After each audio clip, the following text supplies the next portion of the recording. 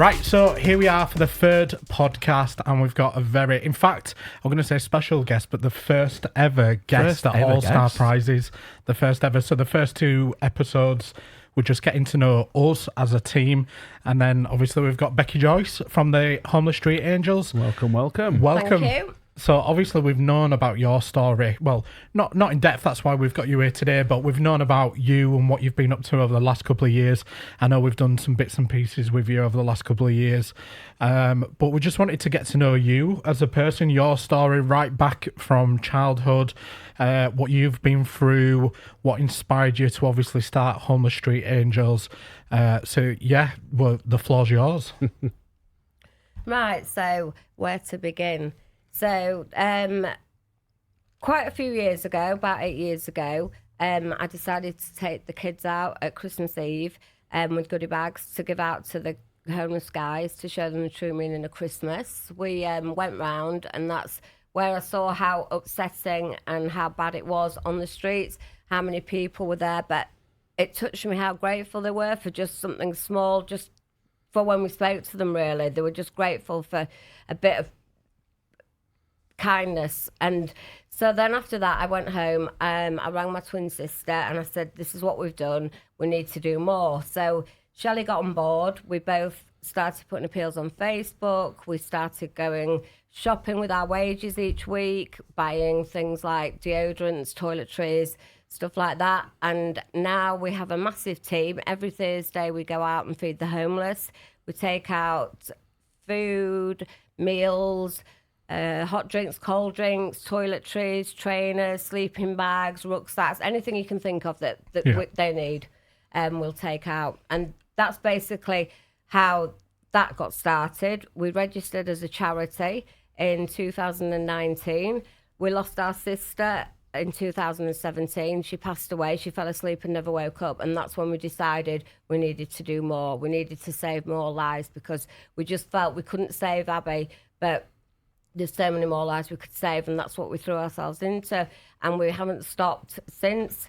We haven't taken a breath since. The two of us just work, eat, sleep, everything to do with homeless people and everything to do with saving lives. Which is amazing, and we take our hat off to you, because what an inspiration. I mean, so going back to when you were younger then, I know we had a brief discussion before and you said you and your sister had quite a good upbringing in terms of, did you go to private school? Is that? Yeah, we did, yeah. We quite wealthy family. I mean, we grew up with au pairs and, you know, we never wanted for anything. We had amazing childhood. We went to private school. And this is my point when I discuss about homeless people and people that are struggling, that it can happen to anybody. I had a bit of stick the other day because I did something on YouTube for Rate My Takeaway, and because of the way I speak, someone made a comment that I'm too posh to be able to help the homeless. I don't know anything about homelessness. And my answer was, well, yes, I do. I speak posh because I went to private school and I had an amazing upbringing and I've got an amazing family. But I also had issues. I ended up on drugs. I ended up on crack cocaine and heroin for 12 years. I ended up living in a squatting hole bed because I was too ashamed to go home. So don't tell me I don't know how it is to be homeless. I don't know how it is to have addiction, because I've been there, done that, and worn the T-shirt. And I just believe someone who's done it all knows better than anyone how to help other people. Absolutely. And I know we obviously from research, your sort of journey down that path was actually started off not in a way that most people start their drug journeys. So a lot of people, who will go on to start taking harder drugs. Obviously, we know from the past episode that I've spoken about my past with drug addiction and substance abuse problems. But yours actually started, am I right, from taking prescription medication? Yeah, I'd say it was accidental, really. It wasn't planned. I didn't think one day, let's go try drugs. I was actually very overweight, and it was really difficult being at private school. You had to look right, you had to have the right clothes. And my grandma actually paid for me to go to a private slimming clinic where they gave you a plate and told you to eat meals within that plate every day and take one of these tablets every morning. And it was amphetamine tablets. And week after week, we started losing weight. Appetite got smaller, and eventually, after a few weeks, the police shut the clinic down, and we were back to square one. So started going clubbing, started trying ecstasy, started buying speed, and from that we ended up trying heroin. And from there on, I was addicted to heroin for 12 years. I've now been clean for 18 years. And, amazing. And, you know, it can happen to anyone. No one plans to go down that route. No one wants to be down that route. And there's so many different stories. Everyone has a story and a reason why they are where they are. So people just have to look into that and, you know, treat them as a human being. Yeah, definitely. I mean, I've got a background in the military as well, and you know, it's no secret that there's a lot of ex-armed forces on the streets as well, and it just shows you can come from any walk in life. Like, you've come from money, from a successful family. You've got people where they've had relationship breakdowns, ex-military, loss of job. There's so many different factors that can play into ending up on the streets, and I come very close, and it could have been easy for me to end up on the streets 5 years ago before I got given that council flat. If it hadn't have been for the fact of my mum and having that small office that she could convert into a bedroom, you would have found yourself. I would have found myself in that exact same position, and it's not through lack of. You know, I think sometimes it's so easy to tarnish somebody and say, oh, it's because they're on drugs, or they've brought it on themselves, or they've done this and they've caused it. They're the reason. But that's not always the case. I mean, have you found that when you speak to people now on the streets? 100%. I mean, I was very lucky because I had a family that never gave up on me, always stuck behind me. And they paid for me to go into Detox 5 in Harrogate, which was £5,000. And unfortunately, at the time, I wasn't ready, and I went straight back onto drugs, and I did that 5 times. Eventually, I got pregnant with my 18-year-old daughter, and that's what kept me clean. But, you know, without all the family and, you know, all your backup behind you, it's impossible. People aren't as lucky as me, and there's people on the streets that they haven't got anyone to turn to. They haven't got any family, and this is where we come in, because we're the closest thing to family that they've got, and that's what's needed. Yeah, because especially working through more so substance abuse problems, without that support network, you're at a time when you're asking for help. And when you need that help, you're at a time when the drugs have already stripped you bare. So that is the time when you need that support network the most. So I cannot imagine, and again, I cannot imagine having to go through that, but having no one there to support you. So honestly, that obviously organisations like Homeless Street Angels, that it is a lifeline. They are another emergency service. It really is, and do you know what? It was an eye-opener when we went down to go see Abbey House. We'll get into that in a bit more detail shortly.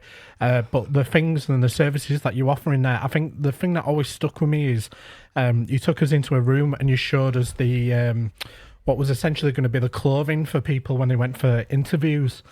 And it's small stuff like that. I still remember to this day when I was struggling, and I literally didn't have a pot to piss in when I moved into that flat, and I was trying to better myself. And you know, you don't think about small stuff like that going for interviews and the way that you look and how much confidence that would give somebody as well. Because are you really going to go apply for a job or go and try and get yourself off at the street if you smell, your clothes are dirty, all the rest of it? So for me, that was like a long-lasting impression when you showed me that room. So, well, this is what we tried to do. Think of all the little things, all the things that will help rebuild someone's life. I mean, every Wednesday, I take 3 clients of mine to the dentist, and I've been doing it now for, I think we've been going for nearly 3 years now. We approached Public Health England in lockdown, and my family dentist, High Ash Dental Surgery, came on board, and we said, look, let us try this. They did it in Manchester, and it worked really well. So they said, right, we'll give you a year, and if it works, we'll carry it on. So we did the year, and we've got appointments going up until March for next year. So we'll be nearly into our 4th year next year. And the difference, some of them, they haven't got any teeth at all. Some have got black teeth. And the difference after months and months of taking them and holding their hand and picking them up for appointments, being there with them when they're scared about the dentist. And if they miss an appointment, right, fine, we'll start again. And the difference when they can smile and they've got a full set of teeth, they look completely different. And just little things like that, building them up and getting them back to how they used to be. No, that's something you probably resonates quite well with you, because I know you had quite a lot of, before you got your teeth fixed and to a point where you were happy with them. I think you were quite honest about about the fact that Being you really self-conscious. really self-confident. Yeah. And big time. I literally didn't smile at anybody, and I do everything possible to not smile and show my teeth. And again, I had a very similar sort of relationship with dentists as well. I was absolutely terrified. Yeah. So I can only imagine how they feel. And when you were talking, then I was just picturing it in my head, and how glowing they must be after, and the amount of confidence that it must give them.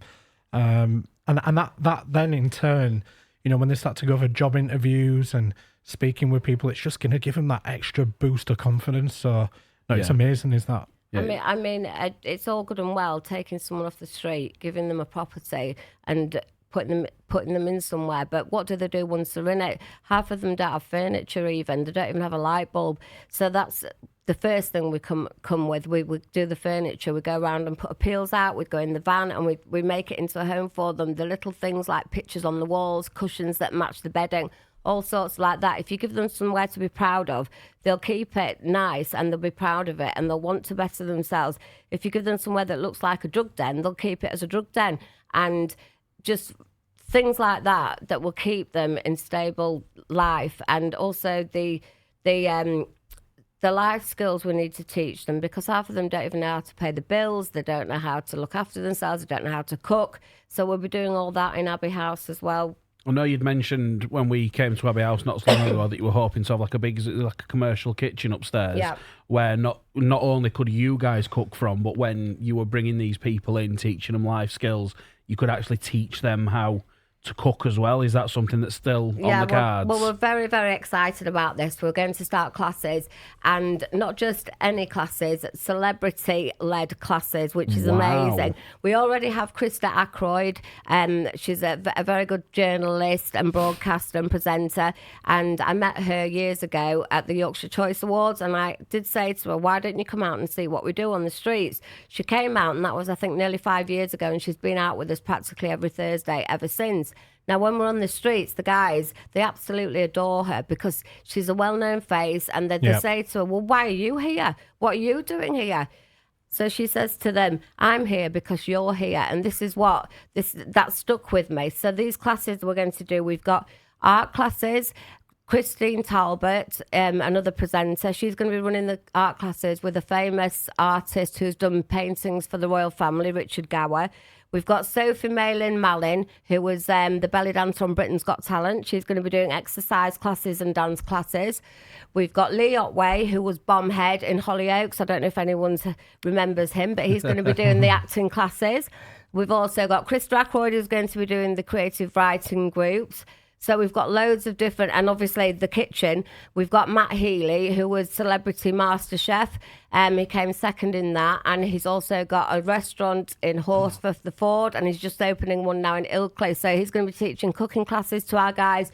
But not only that, it's with a view to recruiting them into his restaurants. Oh, that's so fantastic. honestly, we're just so excited to get it all rolling. Yeah, it really sounds like, obviously, it's such a I know people who might not know a lot about the organisation and, see the things on social media might just think, oh, it's just something nice, they're going out and feeding them.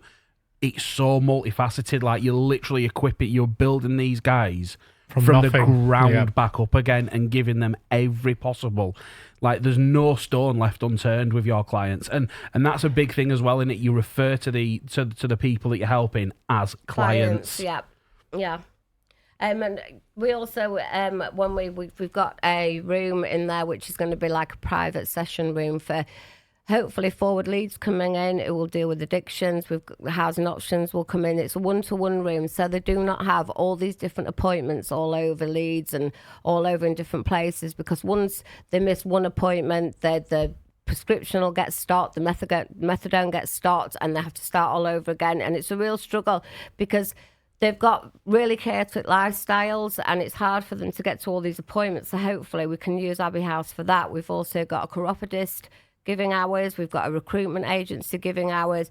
We've got a hairdresser coming in, podiatrist coming in, because obviously a lot of them have struggles with their feet from being on the street. So hopefully we have thought of everything. Yeah, it's like a complete end-to-end solution. It's a complete one-stop shop. Yeah. And it really is. That's what it needs to be, because then you're invested in that client. You want to see them do well. You know, you've taken them off at streets, and then, you know, the end goal is to get them housed, get them in work and, you know, functioning within society. And it's just amazing. It's awe-inspiring, to be honest. I mean, so in terms of, obviously you've been involved with the streets for quite a long time. In your personal opinion, do you think it's got better or worse in terms of like having the ability to obviously give them services like that, sort of crime on the streets as well? Because I mean, I've only seen what I've seen on TV documentaries and stuff, and you hear about all the sad stories about people having like the tent set on fire, abuse towards homelessness. Do you think that's got better or worse over the last couple of years that you've been? Well, I like to think that we've spread the word a bit and people are a bit more empathetic towards the guys on the streets, but it still is a very dangerous place for a lot of the guys. People do slash tents and set fire to tents, and a lot of people are very small-minded. You know, they don't see the people as a person, and it's quite upsetting is that. It's a lot busier on the streets. There's a lot more homeless people on the streets, which is even more difficult. And unfortunately, there's not enough places for people to go. There's not enough properties, unfortunately. Yeah, we've been, obviously, in doing our research, spent a lot of time researching homelessness. And one figure and statistic that I came across absolutely floored me. 74% increase in homelessness since 2010. That's nearly double. So society, like in a societal, what are the causes? Is it varying? Has COVID played a part? Well, there's loads of different things. COVID definitely, because there was a lot of family breakdown and people got on alcohol and drugs while trapped in the houses, and people lost their properties. Also, the early prison release hasn't helped. They're putting people straight out onto the streets with nothing in place, nowhere to go. And as you were asking about the crime situation, a lot of the guys that are coming out from prison are wanting to go shoplift or whatever just so they can get back into prison. So there's no answer to any of it. It's ludicrous at the moment. There's a 52-week waiting list now for anyone who's rough sleeping to be able to get themselves a property. 52 weeks. Yeah. That's a year. Ridiculous. Yeah. Mm-hmm. God grief. And obviously there's a very real possibility that the people out there on the streets, again, we've watched, you know, videos that you've put out, other documentaries, the health risks implicated with sleeping rough and being homeless mean that your life expectancy is cut so much shorter by just being out there. So there's a good chance that within that 52 weeks, I mean, again, I watched a few of your videos on social media. If anybody's interested, go to Homeless Street Angels, TikTok, YouTube, if you're interested. But yes, I mean, some of the guys, I mean, a lot of the guys that you were speaking to were well into the 50s. And like, I'm thinking to myself, these people should not be, I mean, no one should be on the streets categorically, but it doesn't sit right even more when it's an older person. It's heartbreaking, and when they reach the age of pension, then there's no help for them at all. The government don't get the funding to help them, so if they're over the age of pension, they're left to rot on the streets. So basically, as a member of society, you might have contributed for 20, 30 years, yeah, but if you get to pension age, you're just discarded. Yeah. And that breaks my heart. Crazy. Yeah. Crazy. Speaking of crazy, I know you've probably been quoted. You've been asked to make quotes and stuff on this before. Suella Braverman last year made a really stinging and, in my opinion, a really nasty and inflammatory comment, saying that being homeless for a lot of people was a lifestyle choice, and what she didn't want as Home Secretary at the time was to have rows of tents filled with people from abroad. Obviously, I know you've hit back quite hard on that comment on social media, and obviously, whenever sort of media need advocates for the other side, you're quite often contacted. How is that? I mean, from someone who was part of our government at the time, and who have pledged to try and make this homelessness situation get better, or if not, go away. How on earth was that helpful? It was disgusting.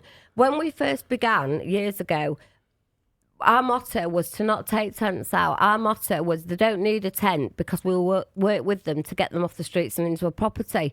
So we thought it wasn't right giving tents out. It just gave them somewhere to probably sit and do the drugs, or, it would keep them on the streets. So we refused point blank to take tents out. Once Suella Braverman did that quote, we started buying more tents. And we started taking them out because you give them somewhere to stay and they won't need a bloody tent, but there's that many people, there's no properties, so of course they're going to need tents. And as for a lifestyle choice, would you like to be in a tent where someone's pissing on you because they're drunk, kicking you because they don't like the fact that you're homeless, setting fire to your tent because they think you're disgusting and dirty? I wouldn't see that as a lifestyle choice for anybody. Yeah, I mean, I found the whole thing just... madness. I just sat watching it and I'm thinking she was like one of the most senior members of that cabinet at the time. And I think it was the sort of the party pledges as well around that time that they'd made put a real big emphasis on homelessness. And I'm thinking, how the fuck have you just said that in the public domain?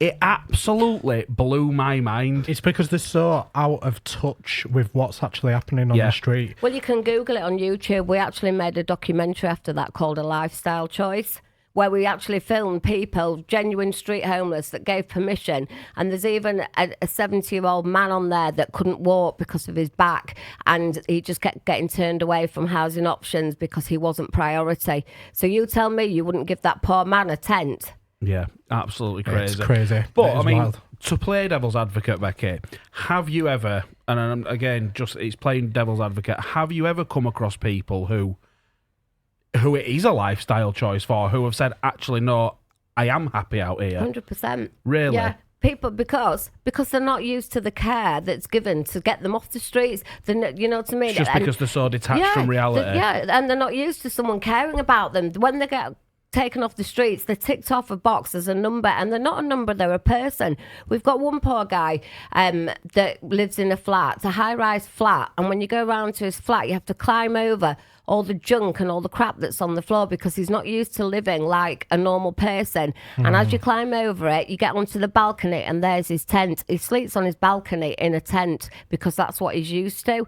There's no support once they get these properties. There should be more support put in place to keep them in the properties and to teach them how to live like a normal person. That's correct. So obviously all that effort's gone into getting him a flat, and just because he's been so... Yeah, well, I say institution. Yeah, it's similar to prison, isn't it? It's all they know. Yeah, that's your lifestyle, and it has been. And I guess as well, like friendship, which I know sounds crazy, but I was just going to bring that up. Yeah, the community on the streets. People that support each other and are there for each other. And as I was mentioning earlier, they don't have family. A lot of people, and these are the closest thing they've got to family. So the loneliness when they're in the flat. I mean, we try and give TVs to people as soon as they get properties, and people are like, well, what are you giving them TV for? They've just come off the streets, they don't need a TV. Well, that's probably the only thing that keeps the mind from ticking. Yeah, of course. So there's just so much that people need to think about what it needs to help a person rebuild their life from being on the streets. Yeah, because they'd feel ostracised, wouldn't they? Like they've gone from almost a community and having people around you. Yeah, it's not the best community because of the position that they're in, but it's still a community. And then when you get put into that flat, you're alone, you've got nobody to talk to, nobody to turn to. It's horrific. And I can imagine then people thinking, well, I'd rather go back on the street. To sit there at least you feel like you're part of something then. Yeah. Yeah, I imagine it's scary as well. I mean, on average, how long do people? I mean, I know it can vary case to case, but is there sort of like an average length of time that you would say people have spent on the streets before you get them into accommodation? It used to be a lot quicker years ago. It's really difficult at the moment, really difficult. We do work with budget housing that are very good. We can get the turnover within a few weeks, but sadly, that's all men. For the women, it's a lot harder. We struggle to get any women off the streets, which is really upsetting because they're probably more vulnerable. Well, they are more vulnerable than the men. So, there's just things need to change. Things need to be looked at and changed. Is there any particular reason why it's difficult for women? Because the majority of time when I see homeless women, from what I've seen personally, they always tend to be like in a couple or a relationship. And do you think that could be half the issue as well, where they don't want to be split up and they want to be put together? Yeah. And I've seen before where they don't want to give you a house together, it has to be one or the other. And then sometimes they put conditions in place saying, well, so these people are not allowed to come and see you, or because then you put your tenancy at risk. So it's like if you've got a relationship with somebody and you've been on streets with them for the last 2, 3, 4, 5 years, they're your life. That's your lifeline. Like, to expect them to, they're still human. It'd be like somebody coming to your house now and saying, right, we're going to give you this house, but you're not allowed to move in with your wife or your girlfriend. It's like they're still humans, aren't they? Like, I know it just all needs amending. It all needs looked at, and it's been the same for so many years, and it just needs readdressing. I mean, like on here, you've got about animals as well. I was just going to move on. I know I put that on there for one specific reason, and this sort of encounter always stuck with me. So obviously over the years, I've made my fortune, lost my fortune, and at one point when I was commuting to Leeds every day, there'd be a guy, and God rest, I say I hope he's absolutely fine. I hope he's in a much better place. It was a guy called Craig. Now I couldn't offer him, obviously it was begging. Did he have a staff? Yeah. I know Craig. And do you know what we did with Craig? Please tell me he isn't. It's back on the streets at the moment. Oh no! But because of his dogs. Yeah. So I remember Craig. I used to see him. He used to hang around the train station. Yeah. It was when I was working in Leeds City Centre, and I used to see Craig every day. Now I wasn't really in a position where I could be offering him any money, but I remember a conversation I had with Craig once, and I literally got down on the floor and sat down with him, and I said, "Look, mate," I said, "I can't really help you financially." I said, "But what can I do to make you feel better about this situation, or just to brighten your day up a little bit?" He's like, "You've done it. You've sat down and you've spoke to me like I'm a fucking human being." Yeah. It's lovely as Craig. And obviously over the weeks and months, I wouldn't see him every day, but I'd see him most days. And obviously the more and more I'd speak to him, I'd say, "Look, I'm surely there's organisations out there that can help." And he's like, "I've been offered places, but I'd have to give up the dog." Yeah. Now, as a dog lover, I mean, my son sat over there. If it were a choice between my kids and my dogs, the kids would be fucking homeless. Out in the kennel. Yeah, literally, the kids would be outside in the fucking kennel and the dogs would be inside. But yeah, I mean, again, like, I know that dog was Craig's. It was his world. Yeah. It's your lifeline sometimes, isn't it? That's probably what kept him sane. Yeah. And the companionship and stuff. It's crazy to think that he'd possibly be refused for the dog. We did get him a property. He lived in Middleton. He's been there for about 2 years, but sadly he's come back on the streets because of an argument with his neighbours with regards to the dog. I've got a nice story about Craig. So about 3 years ago, he was really down one time when we went on the streets, and he was crying. It was just before Christmas. About 6 weeks before Christmas, and he was just really upset, and all he wanted to do was to reunite with his dad, because he hadn't seen him for years, and he thought that he didn't ever want to see him again. Anyway, we managed to track down his dad and reunited them both, and he now goes every Christmas down to his dad's. Oh, that's amazing. Yeah, that's is that another big sort of thing about what you do as well? Because I know, obviously, we've spoke about it on past podcasts, and it's clear for all to see that drugs. I mean, I've said it before. Drugs and any sort of substance absolutely decimate relationships. You burn bridges. like you can lose family and friends forever. Is that a big part of what Homeless Street Angels are trying to do in that respect as well? Is like sort of try and bringing families back together, doing more like talking therapies? 100%, yeah, because this is years ago when I was on stuff. I used to say, do you know, if I had the money, I'd get somewhere to help people where, also where the family can come and the family understand what it's like. They both understand from each other's point of view. I remember Mum once took me down to St James's Hospital because I was really poorly and I needed heroin, but she didn't want me to get it. So she took me down to St James's Hospital and said, please help my daughter. I need help for my daughter. And they refused. They said, we can't do anything for her. So as we were walking out, I think they were doing a radio interview outside, and they asked Mum if she could speak. Well, that was it. She kept screaming about what my daughter needs drugs, and they won't help her. They won't give her medicine to calm her down, and this and that. She said, "That's it. I'm taking her to Chapeltown to go score." And it's just like, how desperate can you be to have to take your daughter down Chapeltown to score? And with Abbey House, we can have families in, we can talk about it, we can say what's best. You know what I mean? When you've got a child on drugs, you do not know which way to turn. You do not know what to do for the best.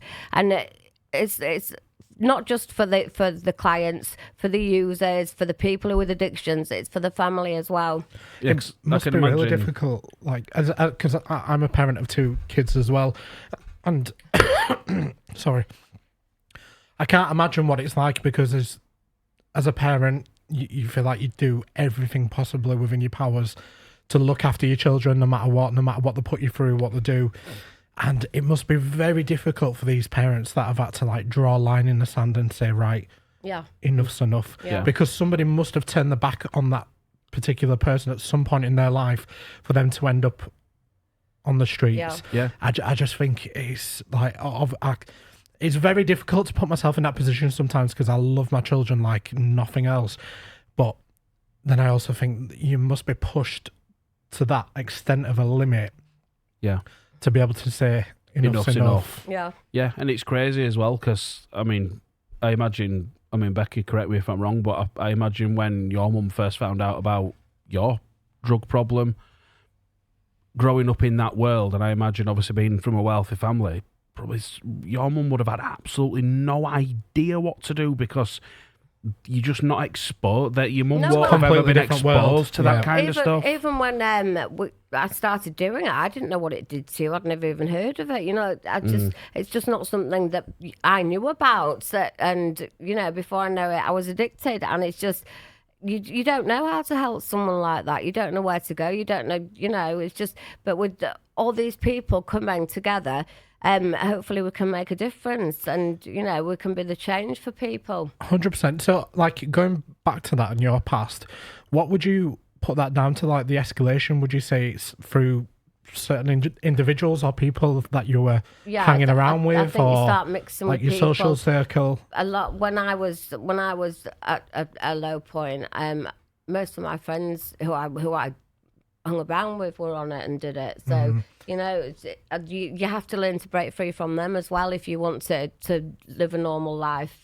And I know it came hand in hand with the clubbing scene. I mean, we've spoken about this on the first 2 podcasts, and we were very open and transparent. Sid said that he started off doing coke, and then it got to the point that he was doing crack. For me, it was ecstasy.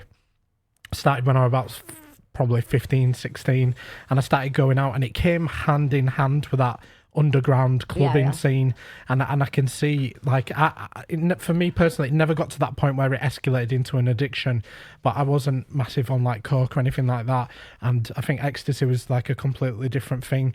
There's not many people you hear that become addicted to that particular substance, so it's so interesting hearing like your stories, yourself, Matt, Sid, and how it can sort of grab hold of your life and just absolutely destroy you. Obviously, sort of between Becky, myself, and Sid, I think we represent sort of 3 completely different classes of people as well. Obviously, we learnt in episode 1 that Sid grew up, in his admission fairly poor. Yeah. You know, in the last episode we discussed a little bit about my childhood. We were It's like middle class. yeah, sort of middle class. Both parents at home, both had good jobs. But you know, I went to state school and stuff like that. And then obviously you've got the completely other the end of the spectrum, where probably like how Becky grew up with a really wealthy family. And, you know, she was probably afforded all the opportunities she could ever wish for as a child. But yet, the common like between the three of us, all coming from three completely different walks of life, completely different classes, we've all been affected by drugs, and it is so unforgiving. Like, once they get hold of you, that, you know, that addiction doesn't give a fuck whether you've got a mum who's got 100 grand in the bank, or whether you're a single parent. We come from a single parent family. It does not matter. It does not discriminate. No discrimination. Yeah. No, yeah. absolutely not. And again, if anything, I mean, and Becky, I'm sure you'll put me right or put me wrong on this one. I bet you've met people on the streets who have probably come from quite wealthy backgrounds and have been very, very well educated. We've got a young girl. She's from Harrogate Grammar, and she's honestly, you would never in a million years think that she'd be on the streets, but she's been there for about 6 months now. It's not just people who are, you know, like they call them tramps, don't they? Yeah, They're come not. from poorer families and down and outs and this and that. Everyone is different in their own rights, and everyone has a story, and you know they're there for different reasons. Absolutely, Definitely. One thing I wanted to ask you about, and again, it's more, and I feel this might be the common theme of this podcast in speaking about homelessness, but it's more political bollocks. When I was doing my honestly, I had to double take this one. Ministers are trying to reinstate the Vagrancy Act of 1824. What the fuck as a law from that was relevant in 1824? What place has that got in 2024? It's ridiculous. Do you want to just explain to everybody a little bit about what the Vagrancy Act is and what it is they're trying to do? Yeah, so basically they're trying to criminalise homelessness. If you're seen on the streets, if you're sleeping rough, basically. It's ridiculous. What they do now, especially when there's an event or anything in Leeds or something happening that people will be coming to Leeds. So they want to present this sort of polished image. So they go around and they hand out, this is what they used to do anyway, they hand out a yellow card, which means you must leave the city centre straight away. If you get seen again, you get a red card, which then you have to go to court and you get fined. And like, these people haven't got money to go all I was just going to say, this is just like fucking bizarre. Like, it's madness. How on earth? I mean, that's just a massive waste of government resources. Yeah. Surely someone who in the right mind think, I know, what we're going to do is we're going to issue a load of fines out to people who have got absolutely fucking nothing. Yeah. And chaotic lifestyles, they won't even attend court, and then they get into even more trouble. I mean, the money that they would potentially waste on trying to prosecute people would be better spent trying to eradicate the fucking problem. Do you know the thing is as well, what you've got to consider is that somebody could end up with a genuine criminal record for being homeless. Yeah. That's insane. But and this is why, again, I mean, obviously I've done a lot of research in this before Becky come on. But it's a topic I knew quite a lot about, obviously, from, you know, meeting Craig all those years ago, and it's something, you know, obviously, All-Star, you know, we've worked with Becky and Shelley before. Yeah. So it's something that's always sort of stuck with me as this topic, and it's something I feel quite passionate about. And I genuinely, like, every sort of, I mean, we've got sheets in front of us and stuff about stats and this, that, and other, but everything just from the government's perspective, it just seems like you're constantly fighting. Yeah. Like, we get government after government. You know, we've had 2 Conservative governments. We're now under a Labour leadership. And it's like, it's always, homelessness is always mentioned in manifestos. It's a bit like a fucking... And nothing changes. It just gets worse. No. I mean, obviously, have you... Since the Labour leadership and things have obviously been shaken up a little bit in government, have you been contacted by anybody? Has anything changed? We have regular meetings. We're signed to the Leeds Homelessness Charter, which we have been since we began. And we do have regular meetings with all the different services that's supposed to try and help homelessness, but nothing ever seems to come of these meetings. It's just all a lot of talk, really. We've been asked to become come on side with them and be government funded, but we've refused because we do our own stuff. Do you know what I mean? No one tells us what to do. If we were government funded, we'd have to do it their way, be their way or the highway. And bureaucracy. Yeah. So thanks very much. We'd love your money, but we'd rather do it on our own. And because we end up helping the people that get, through the cracks, people that are refused, people that have got like ADHD, as I've got, so I understand. They get accused of being aggressive, and they get told to leave the premises. They're not allowed in housing options because they're aggressive. They're not aggressive. They're trying to get the point across, and they don't feel heard. And being told time after time after time, there's nothing for you. Stay on the streets. It beats them down. So we're here to fight for the people that get slipped through the cracks and that think they've got no hope at all. See, in terms of so at the moment in time, over the last probably 12 months to 24 months, obviously we've seen an influx of people coming onto the streets from abroad, other countries. How's that had an impact on you guys? Is that reflected in the streets and the type of people that you're helping? Is that more challenging because do you find it harder to communicate? A lot of foreigners, and they get very upset because they don't have as much right, obviously, as the other people, and it's even harder to try and help them. But it's upsetting, and they feel like that they're forgotten as well. And I know, really, as a lot of people say, we should help our own first. But when you've got a human being stood in front of you that is hungry, that is cold, that has got nothing, then it doesn't matter where they've come from. And some of them, like you see, they've come from one-ton countries such as Afghanistan, and then you think, well, me being ex-armed forces, you do think at times, well, have we kind of put ourselves in that position in the first place? Because, for the last 10 years, we, as a country, we've been causing absolute chaos in countries like that and creating this, this unstable environment. And it just must be really, really difficult and challenging. It's hard as well. I can see it from the British public's point of view as well, where, they feel like over the last couple of years, you don't see our homeless being taken off the streets, given hotels, being looked after, given mobile phones, all that type of stuff. So I can see the frustration from both sides. But then it's true in what you're saying. Everybody is a human being, and it's like it must be so tough.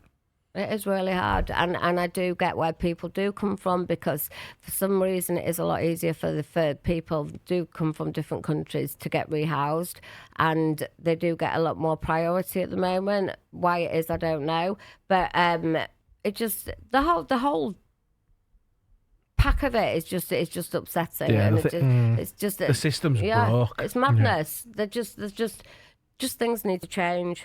Yeah, definitely needs to change. Let's talk about some more positive things, though, because since you obviously started Homeless Angels in 2017, was it? Yeah. You've won some quite prestigious awards, haven't you? Oh, we've not done too bad. Got Yorkshire Choice Awards 2018, 2019, 2020 and 21.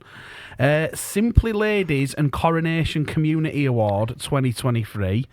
You're quite decorated, aren't you? Now, have you got quite a big trophy cabinet up at Abbey House? We've got a few on the wall and on the stand, but we don't. Honestly, I couldn't care less if I got an award for anything. The awards that we get is seeing the people in the houses, seeing the people that we couldn't think could be held, going into getting a job and all of that. That's what we love, and it doesn't matter about the awards, but I do love the awards for exposure. Our team. No, for our team, and it's not for me particularly, it's for Homeless Street Angels, and what a wonderful team we've actually got. We wouldn't be who we are without all our volunteers, so that's what the awards are for. Yeah, no, definitely. Well, listen, you might have a bit of competition this year because we applied for it. Yes, on the we did. bandwagon. Yeah, we Yeah, did. well, it wasn't on the charity side. I think it was like small business Oh, entrepreneur. I might see you there then. Yeah, nice black tie event. Yeah, well, The funniest thing was the community, the coronation community award. So I got a letter through the post from King Charles and Oh, nice. Camilla, and I've rung Shelley, and there's like a really posh pin badge, and and I rung Shelley and went, oh my God, you won't believe it, Shelley, we've been invited to the concert, the coronation concert at Windsor Castle. They were so stupid, someone's having a go with you. They were so daft, rip it up, it's bullshit. I said, Shelley, I've got a letter here from King Charles. She was going, no, someone's taking the piss. Anyway, a few weeks later, we were down at Windsor Castle watching it in this box next to the royal box with like the King of Uganda and everyone else, and Shelley looked at me and said, what the actual fuck are we doing? Honestly, it's madness. obviously, I know. Obviously, since Homeless Street Angels started, obviously you've already mentioned Krista, who's a massive advocate for what you guys do. You've seen quite a bit of other sort of celebrity endorsement. Obviously, you've got local celebrities that you've worked with, like Danny Malin. Yeah. I saw that video from Keith Lemon. Oh yeah. Yeah. So his dad, he's busy. He's working on the open day, but Keith Lemon's mum's coming. Well, Leslie, but they're coming to the open day. So. Fantastic. Yeah, He's always been a nice guy, is Keith. Like, because we say Keith like Keith's actually a person. When we first started as well, I've got it on my wall at home. He's a really good artist. Yeah, I watched it. Have you seen his TikTok? No, but he did we sent him one of our T-shirts, and he's drawn a picture of himself with the bandage on his hand, and you can tell it's him straight away. So I've got that framed on my wall at home. But yeah.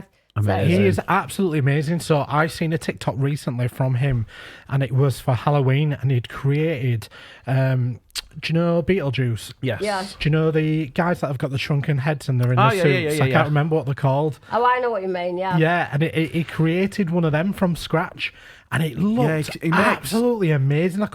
He actually could be, if he wanted to be, like a makeup artist, in film He does production. like full blown sculptures. He does like abstract paintings and drawings, and just crazy talented. Because then I thought to myself, I bet the whole Bo Selector thing, I bet he actually created and designed all the faces and stuff. Yeah, he's really, really talented. Went to the same school as me.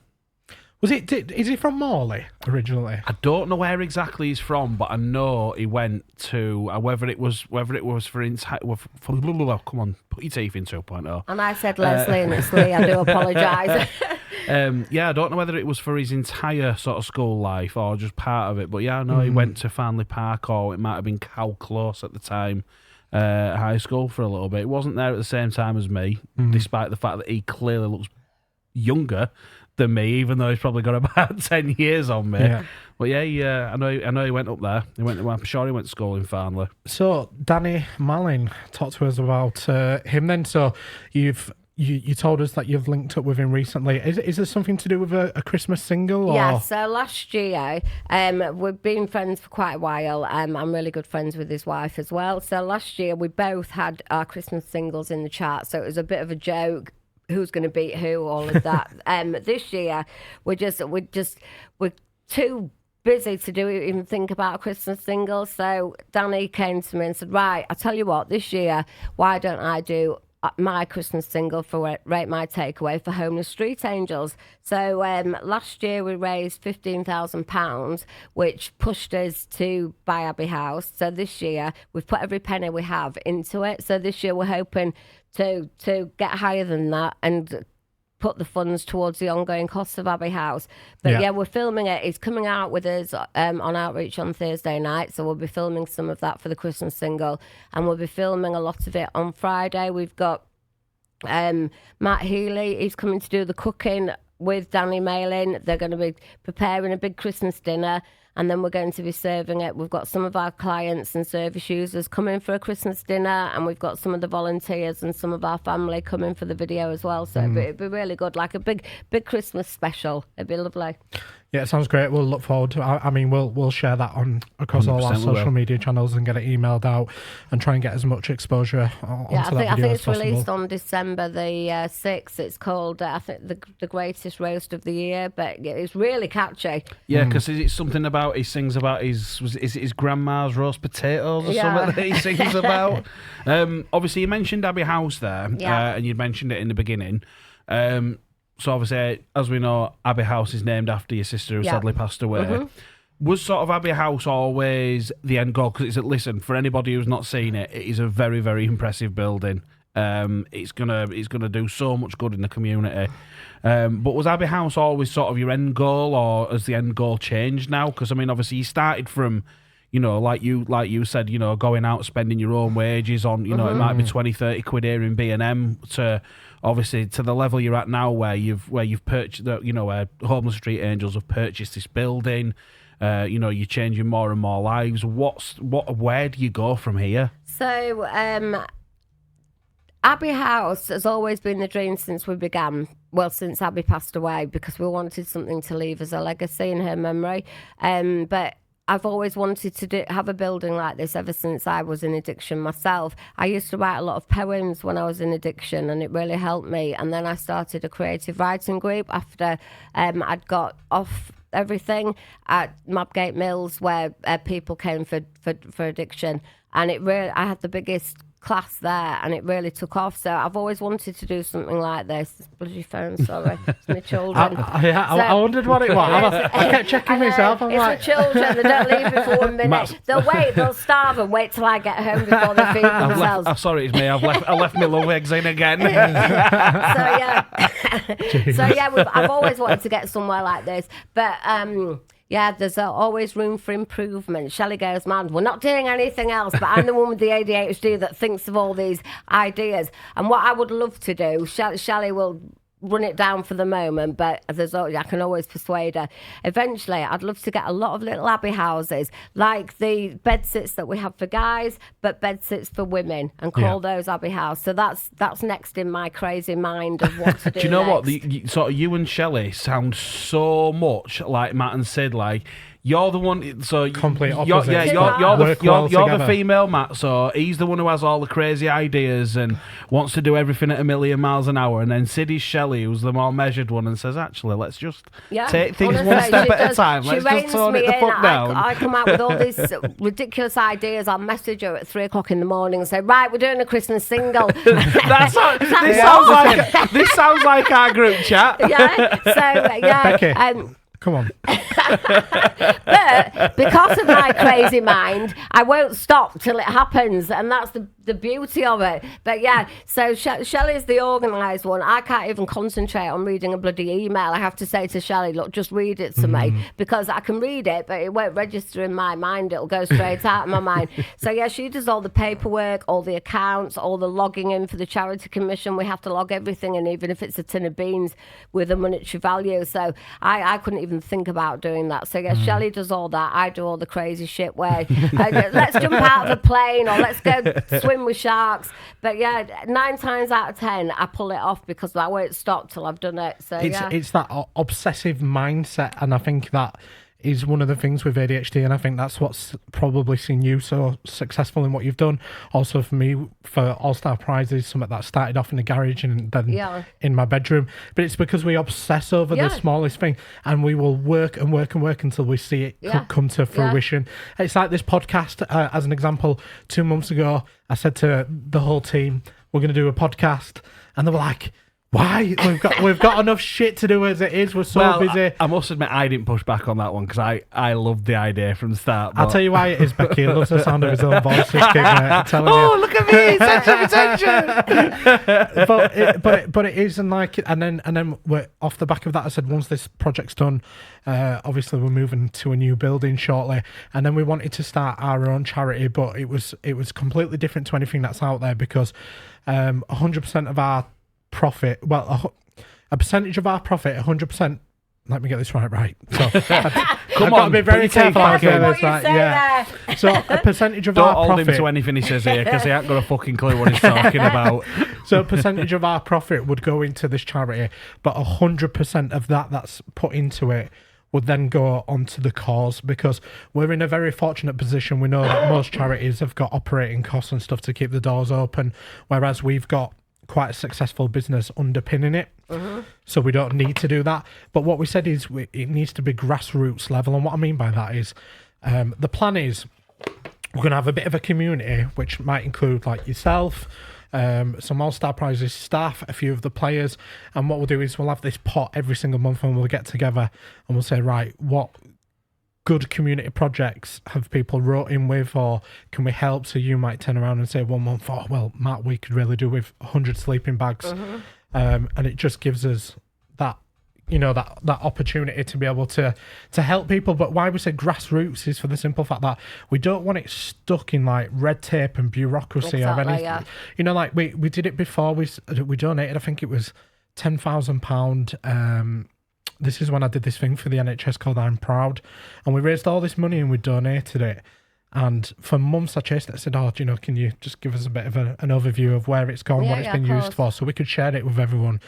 And then we got totally outflanked because there were, I can't remember the lady's name now, but she owns one of the big major betting firms. I think it was like Bet365. It's a lady. Karen Summit. I can't remember her name, but she's very rich. Big magnate. Very huge. And so we give this 10 grand to this charity, and it was an NHS charity.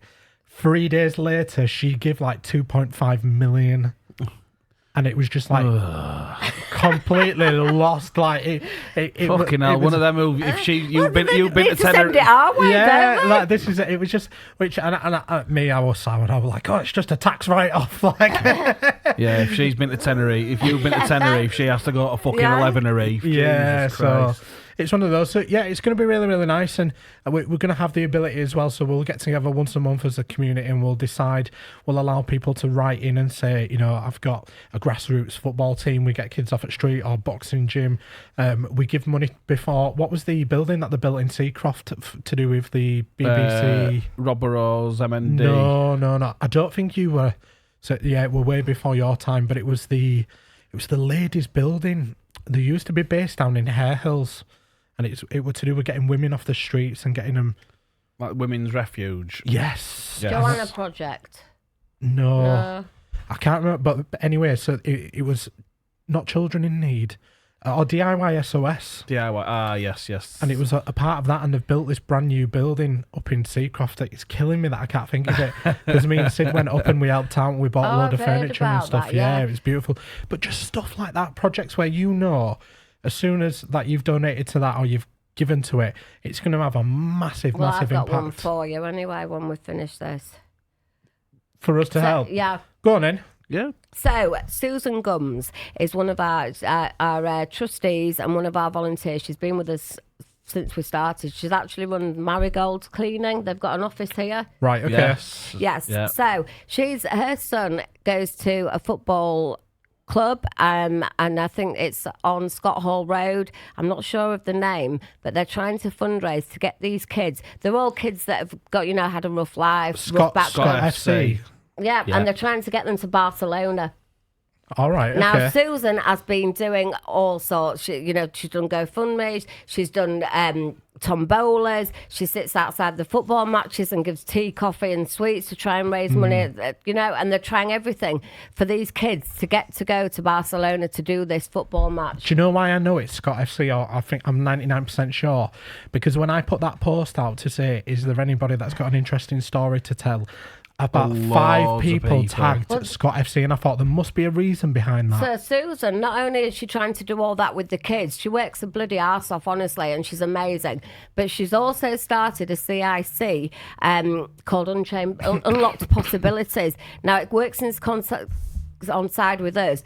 She goes into prisons, ladies' prisons now, and she works to get them, to help them to, rebuild their lives when they come out. We've had a lady that came out on on early release, and we managed to get her signed up last week with a property, me and Susan. So she's working with all the women because it's a lot harder to get women sorted than it is men. Yeah. So she's amazing, and she's just doing this for these kids that have got nothing. So yeah, that's your next project, I'm telling you. There we go. That's us told.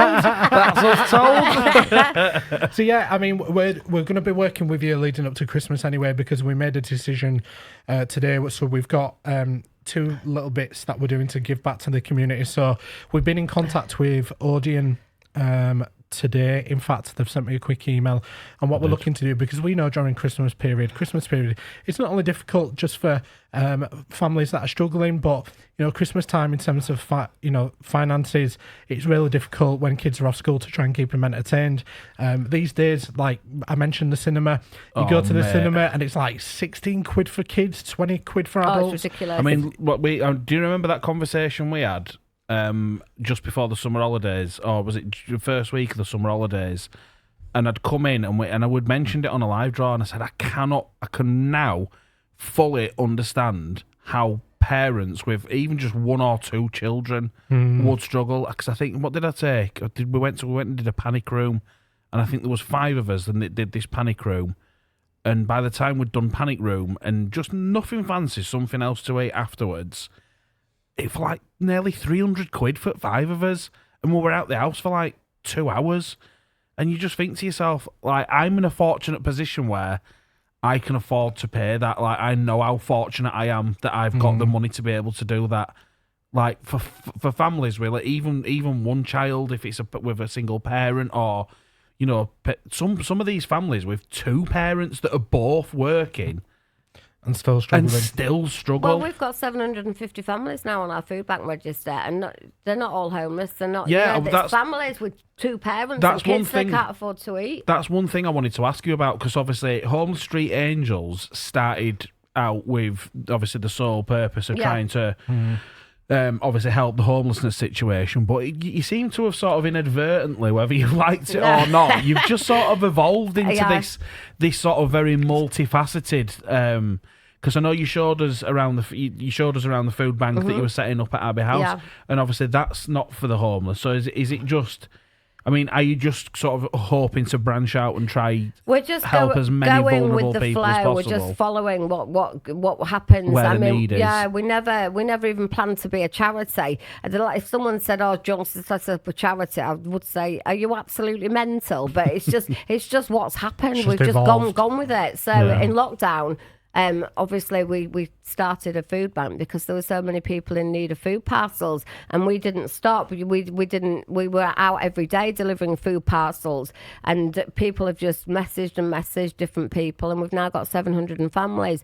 We do the food parcels. We also do fuel vouchers to these families for gas and electric, and anything that we do home visits. So if they need anything, like at Christmas, we do the Christmas Santa sacks for the kids. We just try and help as many people as we can help, really. 100%. And I think, so this is what I was touching on, is so the cinema, I think we're booking out a full big screen, which I think the 169 was it? Something like that, just short of 170 people, so we can work with you there, get some families in there, and just give them an opportunity to go see. I think it's 3 days before Christmas. Is it the 22nd of December? Yeah, it's the 22nd. The Sunday. So it'd be nice. So I'm going to try and put something on, like a proper Christmassy film. I'm heading towards, I know they said it's going to cost us extra money, but there's only one. Let's say it at the same time. 3, 2, 1. Home Alone. No. Oh. Yes! Home Alone. Let's hear it again. You two are like feet. May I also make a suggestion? Go on. Would you be able to put a bus or a coach on from Leeds City Centre, because a lot of them are going to struggle to get there. Yeah. I'll tell you what we'll speak to. So we've got a couple of contacts within the business. We've got Can Go Travel, who's run by a lovely bloke called Matty Wotton. He actually did us a discounted rate for the supercar. Yeah, should we tell Becky about that one? Oh, Listen to this, Becky. Right, we paid all this money, so we put on this big charity event, supercars, and it were packed. It were really busy. Amazing day. We did all sorts, like water dunk. Some of these supercars and hypercars had never been seen before up at Motorist. We're talking like multi-million pound cars.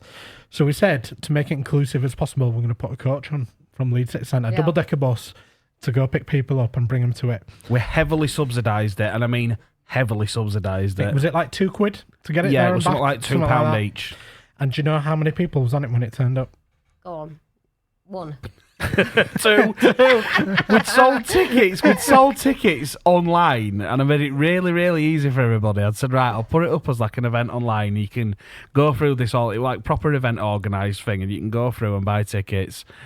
And yeah, coming up to it, I think it was about a 69-seat coach or something like that. And I contacted Matt and I said, "Look, mate," I said, "there might be a few no-shows." I said, "But we've sold about 25 tickets."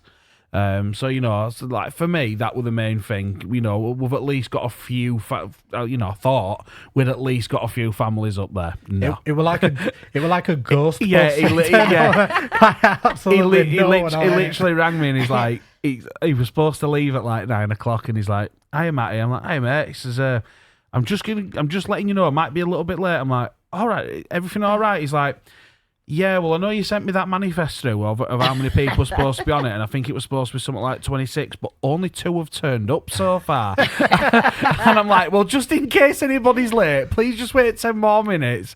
But yeah, turned up with what, 2 people on it? Yeah. Do you know, I've just had an amazing idea.